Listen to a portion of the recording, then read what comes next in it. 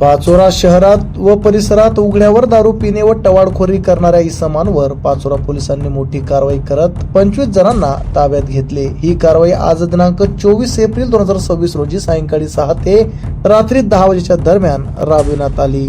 पाचोरा शहरातील विविध भागांमध्ये उघड्यावर मद्यपान करून सार्वजनिक ठिकाणी गोंधळ घालणाऱ्या व नागरिकांना त्रास देणाऱ्या इसमांविरुद्ध पोलिसांनी कडक भूमिका घेत कारवाई केली।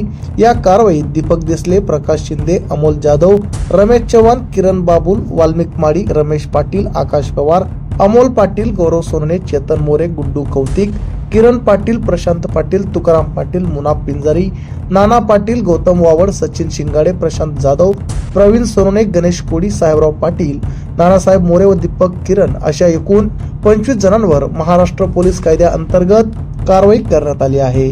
सदर सर्वांना पाचोरा पोलीस ठाण्यात आणून त्यांच्या विरोधात गुन्हे नोंदवण्यात आले असून पुढील कारवाई सुरू आहे।